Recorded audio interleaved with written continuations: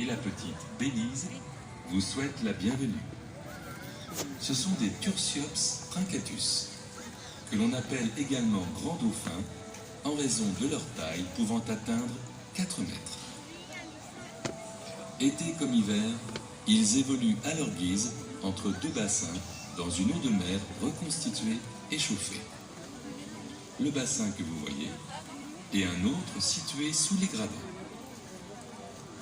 Toute l'année, les 10 soigneurs animaliers du parc veillent à leur bien-être et partagent avec eux les activités qui rythment leur journée.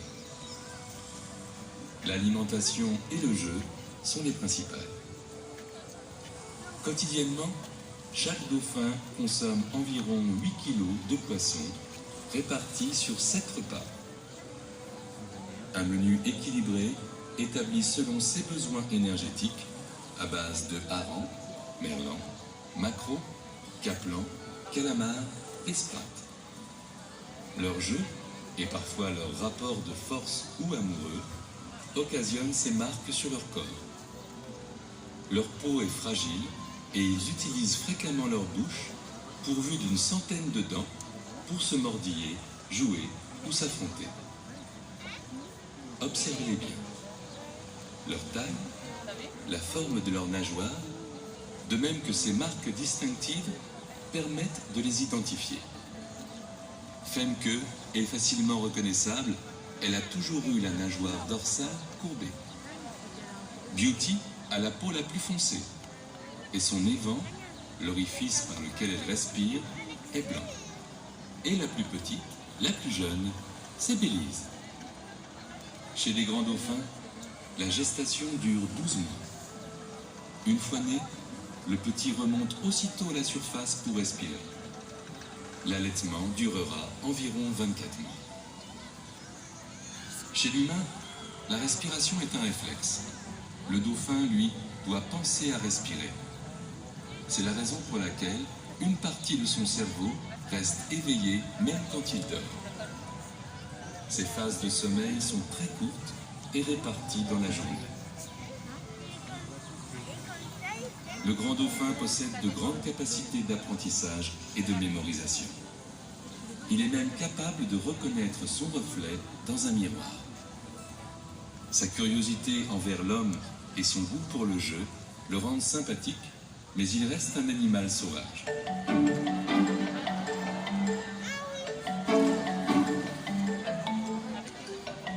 Et en voici un autre, tout aussi sympathique. Tout à fait, n'oublions pas les otaries du parc Astérix. Chers amis, je vous présente Gonzo, grand spécialiste du zigzag aquatique. Gonzo, il est l'heure de nous présenter les membres de votre prestigieux Otaré Club. Mesdames et messieurs, venus tout droit de Californie, voici la bande au grand complet. Gonzo, Santo, Kai et Smack.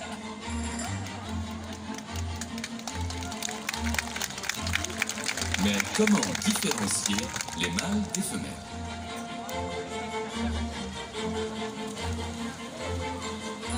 En grandissant, les mâles développent une bosse sur le haut du crâne et ils peuvent peser jusqu'à 3 fois le poids des femelles. Gare aux poignées d'amour, messieurs. Les otaries sont doués d'une extraordinaire souplesse. En 2 temps, 3 mouvements, elles sont pliées en 4.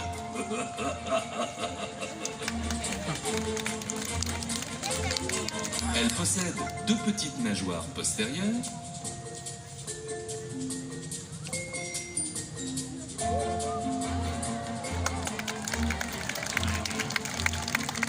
et 2 plus grandes à l'avant.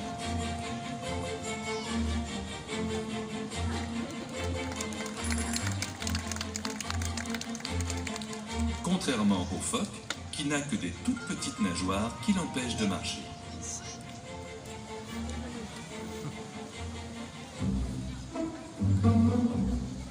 Belle imitation du phoque. Ah, les murs ont des oreilles. Toutes petites. Oui, les otaries ont des petites oreilles, alors que les phoques n'ont pas de pavillon externe. Les otaries sont amphibies. Elles vivent sur terre et dans l'eau. Elles peuvent marcher, grimper et même, vous allez voir, se déplacer au galop. Attention, c'est très impressionnant. Oui, elles battent aussi des records à l'heure de la sieste.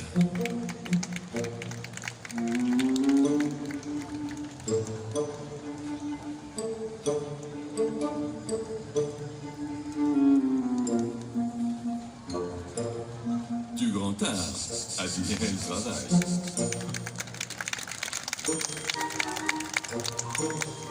Mais ce sont aussi de remarquables nageuses. Pour se déplacer, on dit qu'elles marsouinent.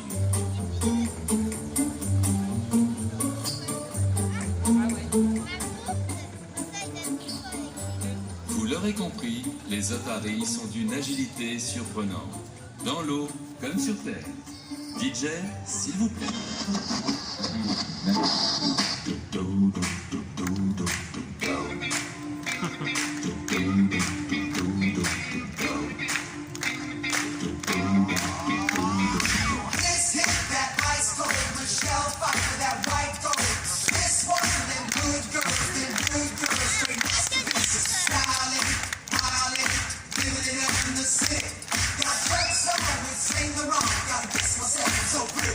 I'm so high, got a police and a fireman. I'm so high, with a giant woman beside me. I'm so high, just see my name, you know who I am. I'm too high. Chacune son tempo, son tempérament.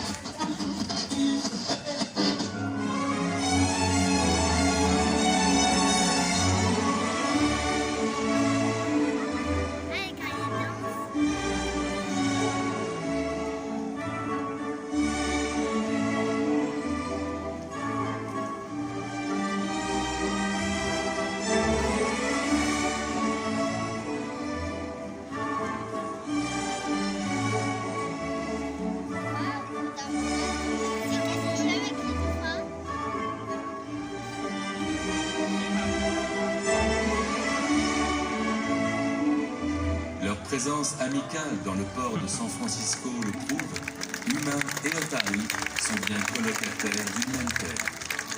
Continuons de cohabiter dans le respect et l'harmonie.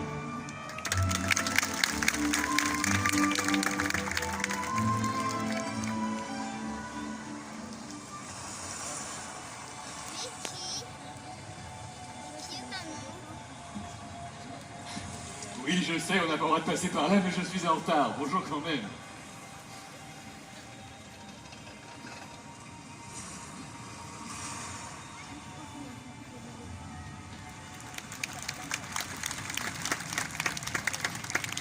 Ah. Bonjour tout le monde.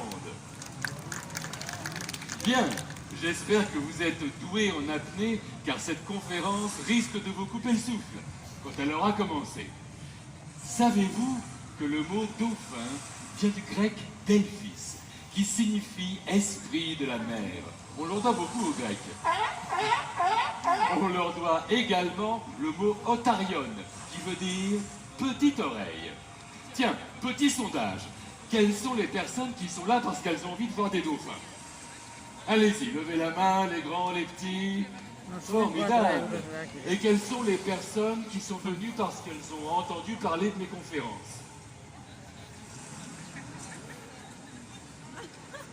Vous avez complètement raison.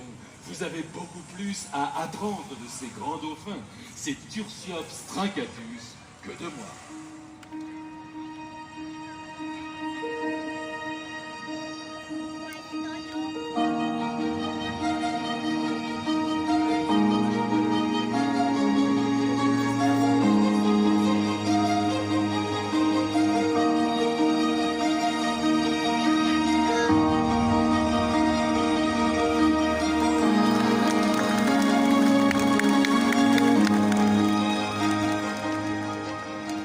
Avant que vous me posiez la question, je vous réponds.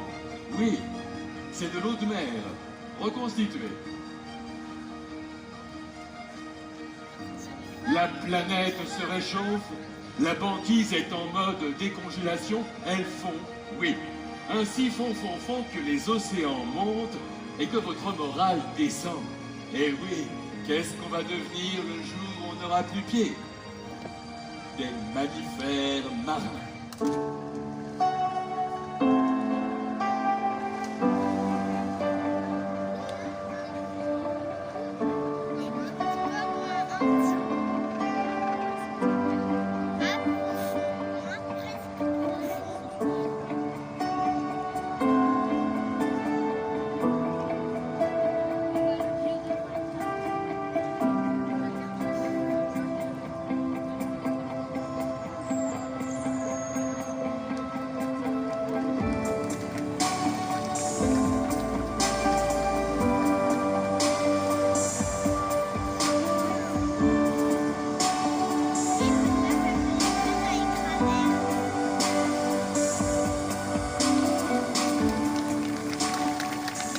Notre avenir, il est là, au milieu de nos mammifères marins.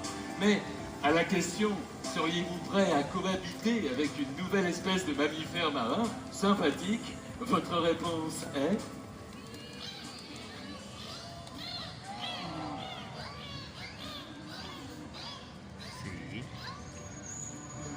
Il y a des pour, il y a des contre.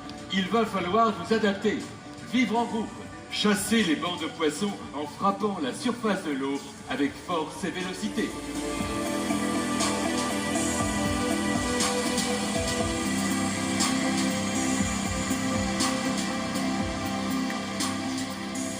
Vous pourrez atteindre des vitesses de plus de 40 km/h.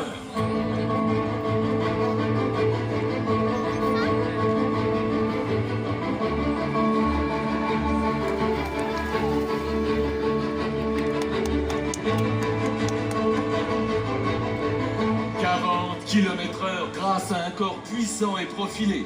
Le corps puissant et profilé, c'est bon, vous l'avez. Qu'est-ce qui vous manque? Je vous pose la question. Exactement, des nageoires.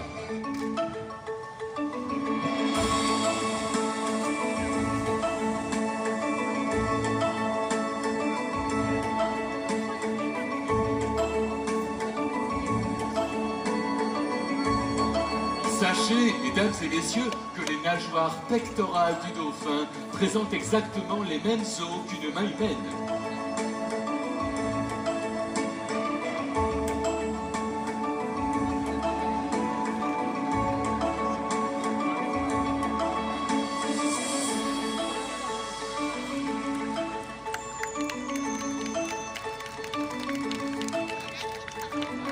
La nageoire dorsale ne possède pas d'os, elle lui sert à se stabiliser.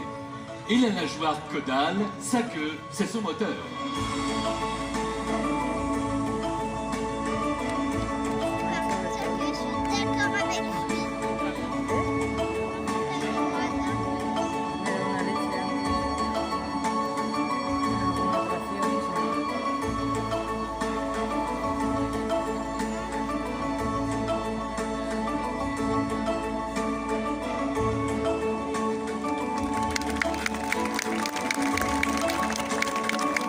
Et attention, boîte automatique.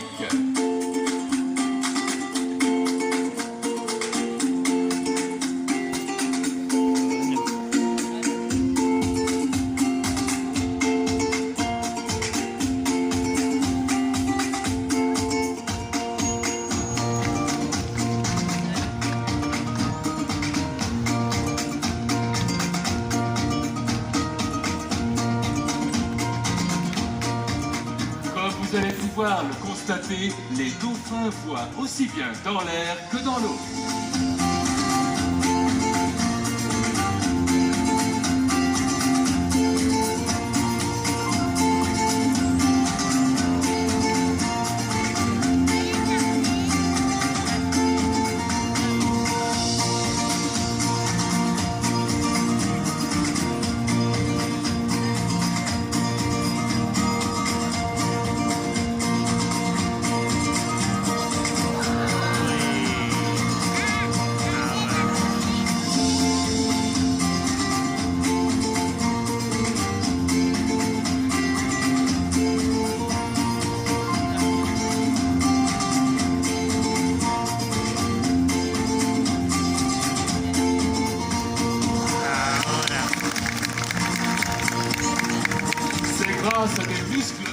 tellement puissants qu'ils adaptent leur vision.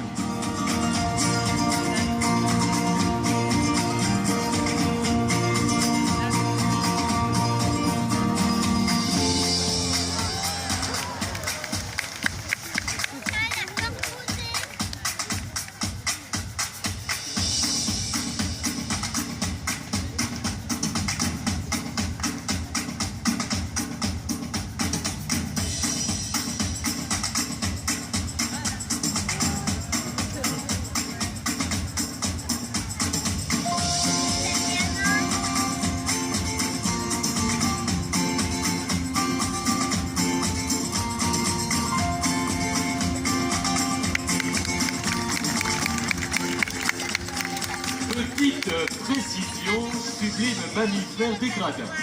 Votre nez, aussi charmant soit-il, dans l'eau, vous n'en aurez plus besoin.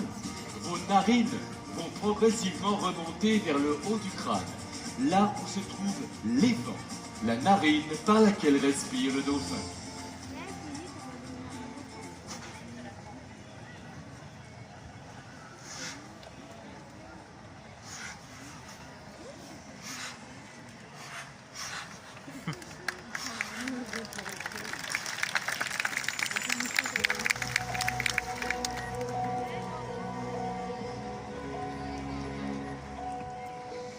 Parlons communication. Ouvrez grand les oreilles. Ou plutôt non, ouvrez votre bouche. C'est par là que les dauphins entendent. C'est la mâchoire inférieure qui transmet les vibrations sonores jusqu'à l'oreille interne. Faisons une petite expérience.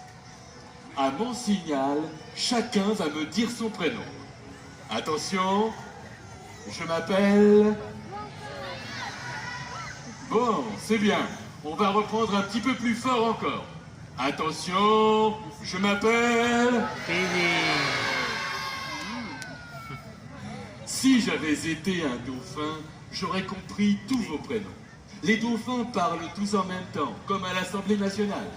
Sauf que les dauphins, eux, se comprennent. Pour se déplacer, chasser en bande organisée, ils communiquent.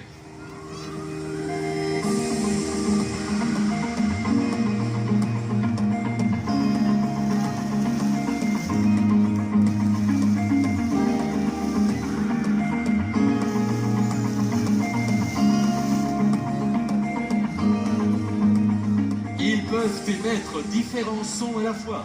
Écoutez.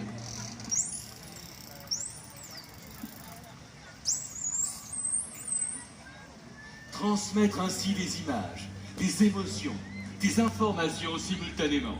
Ces clés de la maison qu'on perd une fois sur deux, on les retrouvera par écolocalisation en émettant des ultrasons. Et à l'image de Guama, Bailey, Femke, Beauty, Aya, Cecil, Baya et la petite Bélise, les humains vivront dans l'eau en parfaite harmonie.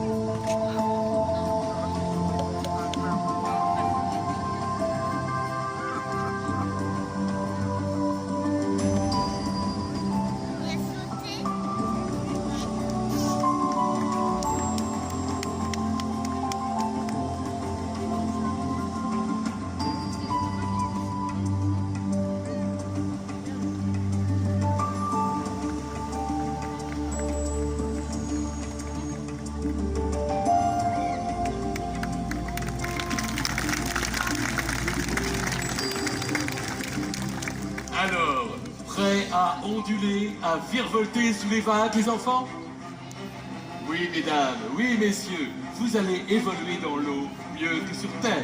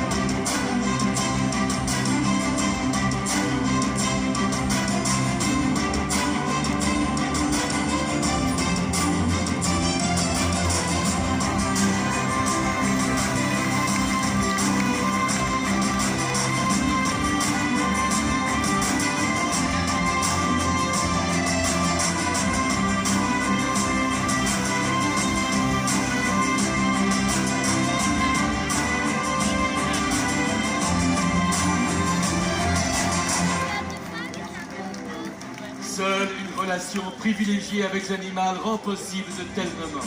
Sa confiance se gagne par le respect, jour après jour, en veillant au petit trait d'union qui unit ces deux mots, bien-être. Un grand merci à Guama, Bailey, Femke, Beauty, Aya, Cecil, Baya et la petite Bélie.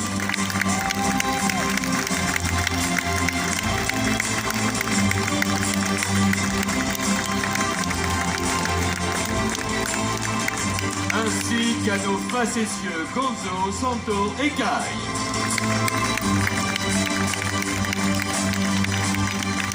Sans oublier leurs soigneurs et amis, Julien, Déborah et Brigitta.